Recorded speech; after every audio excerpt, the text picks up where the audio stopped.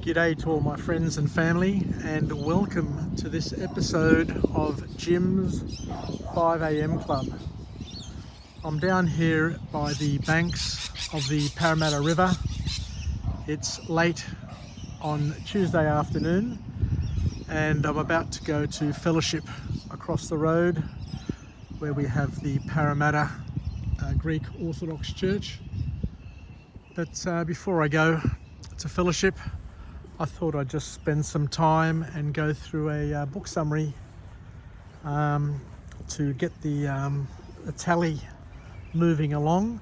I think this one here is number 1198. So I'm almost at the 1200 vlog stage, but we'll see how we go. And today's book summary is an interesting one. It's an absolute beauty. It's entitled The 5 Gears. 5 Gears by an author or a dual authorship of Jeremie Kubicek and Steve Cockram. So I've got these pigeons here just flocking towards me. I guess it's that time of day where they think that I've got some food for them, but sadly all I have is a story to tell. So I don't think that's going to provide you with the nourishment that you need. But for the rest of us, we're going to go on a walk and talk about this book entitled 5 Gears. And this book is about finding the appropriate gear to engage for a particular part of your day, for a particular part of your life. And the author uses an analogy, a metaphor of a motor vehicle which has a number of gears, and each gear is engaged depending on what you're trying to achieve. So what the author here suggests is just like a car. In order to be effective, it is critical to engage the right gear at the right time. And similarly, in our life, we need to be able to do the right thing at the right moment in order to get the right result. Because through the gears that we have available to us, we're able to enable or engage the right traction and connect with others. So it's a really interesting book. I love this analogy, and it at least gives us some food for thought to be able to consider what we do, how we do it, and whether or not it is appropriate and it's working. Because like a motor vehicle, and I learnt to drive on a manual vehicle.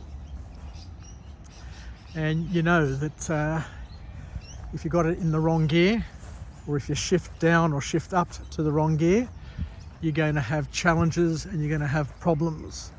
So learning how to shift from gear to gear will give you the best possible chance of getting moving and stay moving in the direction that you want to head. So the author here talks about matching the speed to your environment.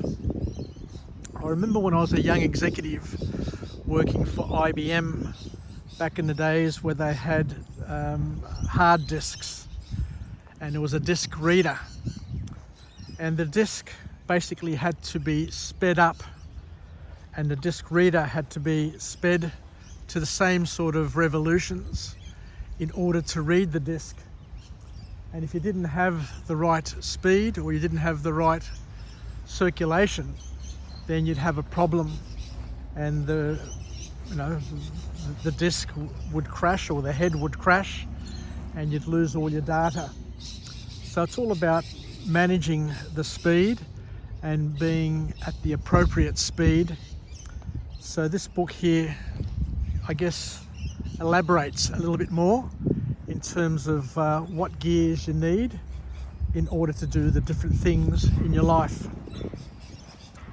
So we're given 5 gears and 1 reverse in this vehicle.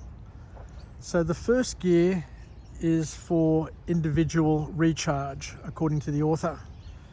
The second gear is for deep connection with friends and family. The third gear is what we use to socialize casually with others. The fourth gear is where we get to work on multiple tasks.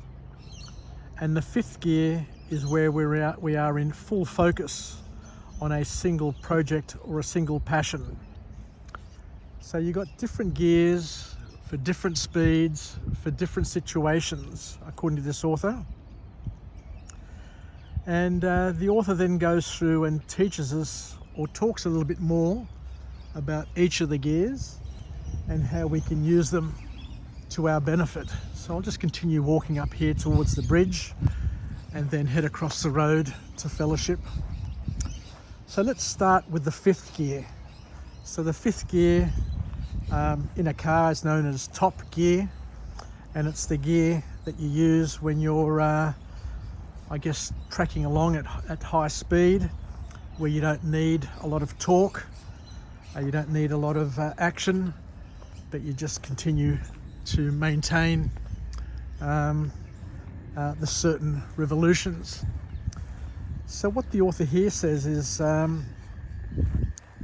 fifth gear is when we are in absolute full focus, when we're in flow mode, when we're in flow, where we're completely focused on what we do and we're lost in our own little world. It happens, you know, when you're doing something and you just forget about time just disappears, and you're very, very focused on what you're doing and nothing else seems to matter. But what happens is, from what the author is telling us here, is that when you're really, really focused and in flow, too much focus can cause you to miss out on opportunities. Because when we're in fifth gear, we are totally detached from others, and it can cause us problems, especially in relationships, especially when you're working in a team, when you're a boss, for example, and you're leading a team. You've got to understand that when you're in your focused mode, then you can't spend time with others, or you can't spend quality time with others, because you're so engrossed and you're so distracted with what you're doing that it's best to be able to tell others that at this point in time, whenever you're engrossed in what you're doing, that you can't really be there for them. And it's good to be able to block out your calendar, according to the author, and to make sure that people don't meet with you or don't engage with you, because it's going to be a waste of their time and it's going to be a waste of your time. So when you're in fifth gear, and fifth gear is good, but there's a time and place for fifth gear, is what the author is telling us. And when you're in that fifth gear mode, you need to be cognizant that it's not going to be a part of your day. It's not going to be a part of your persona that is going to be good for engaging with other people and making other people feel valued. So it's important to let people know that at certain times of the day, when you're working on certain passions or certain projects, you're going to be physically and mentally detached, and not to expect too much from you at that point in time. So that's fifth gear, overdrive.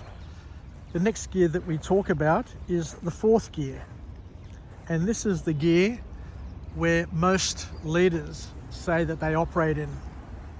Fourth gear is the gear where people are multitasking and busy working on multiple projects and doing multiple engagements throughout the day. And fourth gear is good for the day-to-day tasks that we do. But one of the challenges, one of the problems that the author reminds us of is that when you're in fourth gear and you're busy doing lots of things, you can get overwhelmed. Fourth gear is a gear where you can be very productive, but your productivity is based on you just working and doing lots of things over and over again. And your to-do list just keeps on growing and growing and growing when you're in fourth gear. And the problem with being in fourth gear is that you just can't shut down. You just can't stop doing what you're doing. And it can lead to burnout because you're just working and being overworked and producing and being rewarded for all the work that you're doing, and it can lead to burnout. So this is where we need to engage fourth gear, but to know that whilst we're very productive in fourth gear, it needs to be balanced so that you're able to shift up and to shift down to fifth or to third to avoid burnout. So the key lesson there is that we're going to spend most of our time in fourth gear, but we need to be careful that we don't burn out and run out of fuel. So that's why we need the balance and to use fourth gear appropriately. Because what the author here says is that all the gears that you use, just like in a car, you need to warm up to them. You need to build up the revs, and you need to build up the momentum to make the most of each gear. Otherwise, you'll put too much wear and tear on your system, which or on the vehicle, that will cause you issues later on. So we need to warm up and warm down or cool down with our gear changes. We can't just get up in the morning and go straight to fourth gear. You can't just get up in the morning, jump out of bed and just go straight to your emails and start talking, thinking, acting work. We need to slowly build up to fourth gear. And we'll talk a little bit more about how we get to fourth gear, or how the best way to get to fourth gear is, rather than just rolling out of bed and being in full work mode straight away, because that's going to have an impact on your health and productivity, according to the author.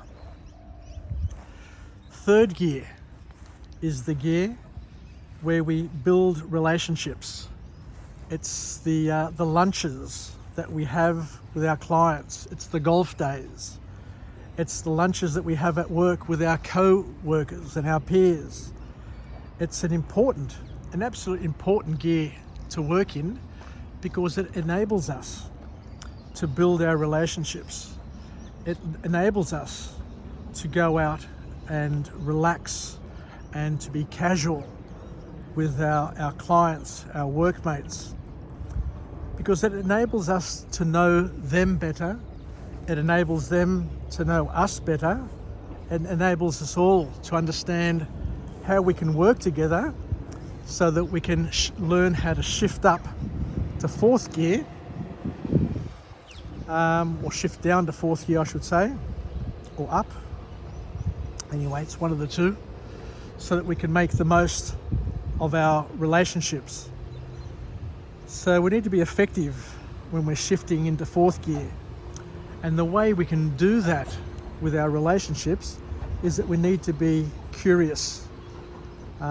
It's important to be curious, to learn about the strengths, the weaknesses, and what makes each person tick in the team. But in order to engage third gear and to be good at third gear, we need to have an interest in other people. So once again, each of these gears are allowing us to have more of a balance in our lives, and we need each gear. We need each gear in order to do what we want to do with our lives, with our careers, with our families, with our money, with our wealth, and which takes us to second gear. So second gear is an important one, a really important one for family people, because second gear is where we really connect deeply with family and friends, where we're able to build strong and real relationships. And we can't force second gear.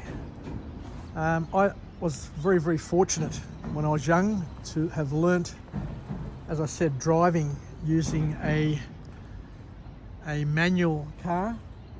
And I remember in the old days with the old gearboxes that if you didn't have the right revs, and if you just quickly changed down or changed up, you'd have a grinding or a crunching of the gears.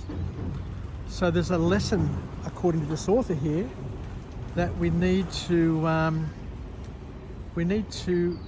be I guess, purposeful with what we do. We need to make time to get into second gear. We need to have the right revs, but it can't be forced. Just like building strong and deep and meaningful relationships with people can't be forced, but we need to be effective. Now, you can't be efficient with your relationship with your children. You can't be efficient with your relationship with your wife or your partner. You know, you can only be effective, and being effective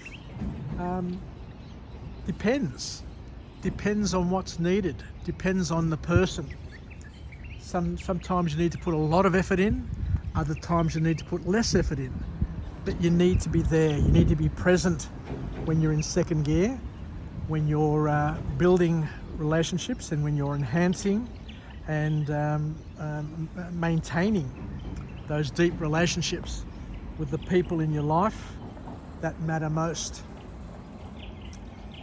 So as we said, they can't be forced, and you need to be truly present when you're in second gear, when you're with your family, your friends, your wife, your children, your parents, all of those people who matter most to you. Even your team at work. If you're a senior leader, you need to have a very, very strong one-on-one relationship with your team, where you know them and they know you. So one of the problems that we face these days with social media, with mobile phones, with the electronics, you know, it's an impact or an issue that we have, you know, at the child level, at the adult level, that we've got these instruments, these mobile phones, which are constantly distracting us. So you could be in the same place and at the same time. You could be at a restaurant, you could be at a party, you could be in your living room, in the same place with your partner, with your children, and yet be totally distracted and be in a different world, because social media and all of these distractions basically enable you or cause you to avoid or to crunch second gear and don't allow you to engage it properly. So the author's call to action is to be very, very careful that you're not overly distracted with second gear through being overly reliant with social media. So sometimes it just pays to put your social media away, put the phone away, and spend some time, some quality time with your children, with your wife, with your parents, with your co-peers, and not to be somewhere else. I guess one of the greatest insults, one of the greatest, I guess, slaps in the face when you're out with friends is when they're constantly, and I do this as well, so it's not just other people, I'm also guilty of doing this, where you're constantly on the bloody phone, looking at the phone, and your mind is somewhere else. You're not focused, you're not present at that dinner party, you're not present in that conversation. You're always looking and being distracted, and you're present somewhere else. You're not present here and now at that particular place where you're physically located. So just like in the old westerns, when the cowboys would go into the saloon, they would surrender their firearms. So too, when we're in second gear, we need to surrender our phones, we need to surrender our distractions, like television and all the other things that take us away from the presence of that moment. And as we said, you can't force the gear change from third to second to make deep, meaningful relationships with people, takes time.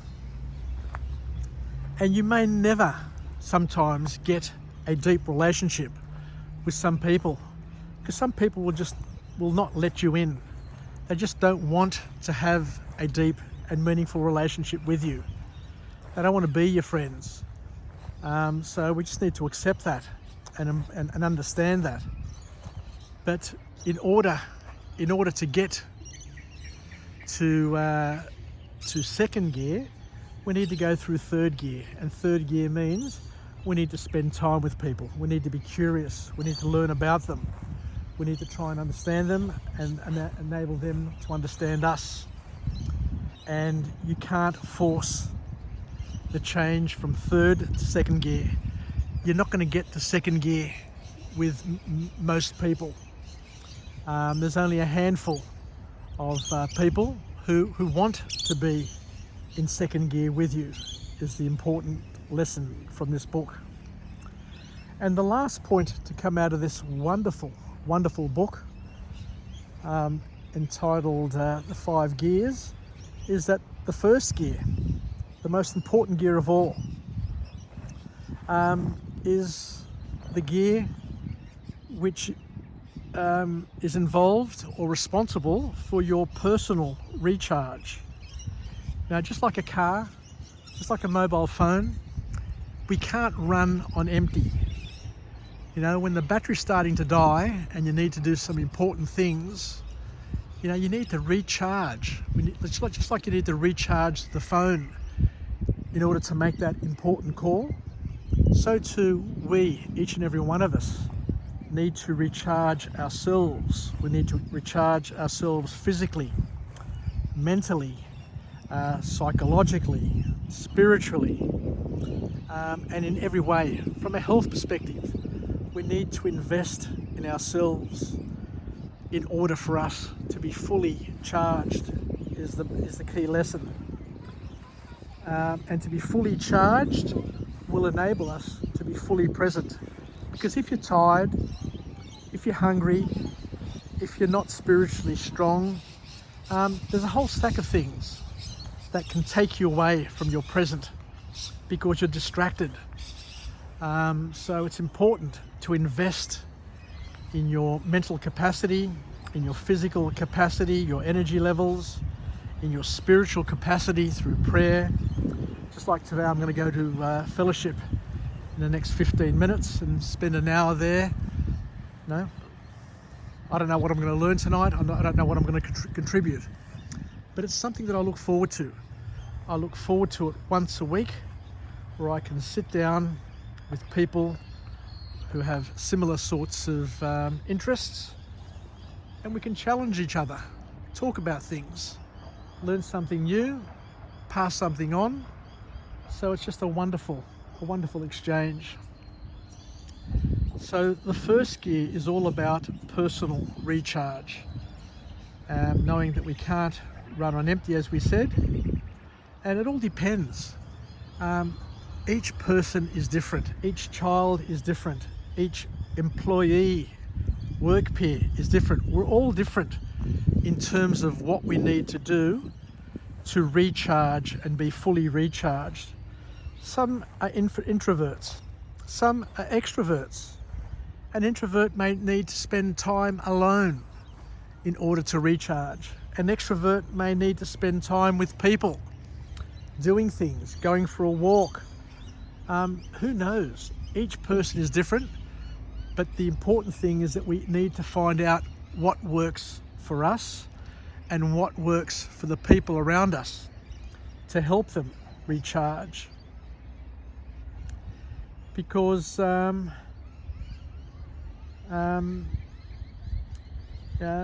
as we said here, the key is what we do first thing in the morning.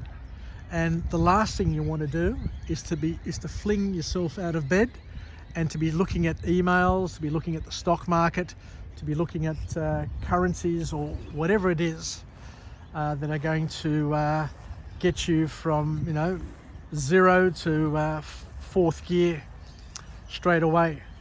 But you need to edge into it. We need to build up to it. So it's important first thing in the morning to spend some time exercising, to spend some time relaxing, to spend some time praying, to spend some time meditating if you want to meditate as opposed to prayer, to spend some time planning your day, building your spiritual, building your emotional capacity. And there's a whole stack of things, but it's best to try and be able to do that first thing in the morning. Because an important lesson that we all need to understand is that there's not much that we can control in our lives. Once you start working, once you hit the office, or once you're doing what you normally do for work, then you're at the mercy of fate and what's going to come your way that day. But the beauty of getting up early, the beauty of exercising, doing a regular exercise program, the beauty of being able to pray, to read, and to contemplate, is that you have full control over what you do first thing in the morning, and it may be the only thing that you're in control of throughout the whole day. So at least you'll get off with a routine that will help you at least get established for the day, rather than being stressed from the moment you get out of bed. At least there is some familiarity. There's some habits, some routine that you can depend on that can comfort us. Anyway, I think I'll leave it there. So a very interesting book. I've spoken a lot more than what I expected to talk about this book. I'm almost up to the half hour. I only planned to speak for about 12 minutes. But once again, I just need to go across the road to my class. And I thank you for joining me on this episode of Jim's 5am Club, where we're coming from the wonderful banks of the Parramatta River. It's late in the afternoon on Tuesday, but so be it. So once again, I enjoyed having an opportunity to come together to have a chat where we can be partners in each other's growth and development, where we can hopefully incorporate some lessons into our inventory of skills, where we can live, learn and pass it on, and hopefully have and use these life hacks to improve our lives where possible. Take care, and I look forward to coming to you again from a different location with a different message of empowerment, where we can pick up this OPE, other people's experiences, that we gain from these book summaries, because there hasn't been a book that I've come across where I haven't learnt something new. I haven't come across something that will give me a different perspective and allow me to think about things critically. And that's basically the key, to be able to learn, because learning is the art of attaching the unknown to the known, so that we can apply the knowledge that we have to once again leverage it to make our lives a little bit more comfortable and a little bit more interesting. Take care, and we'll chat again. Bye for now.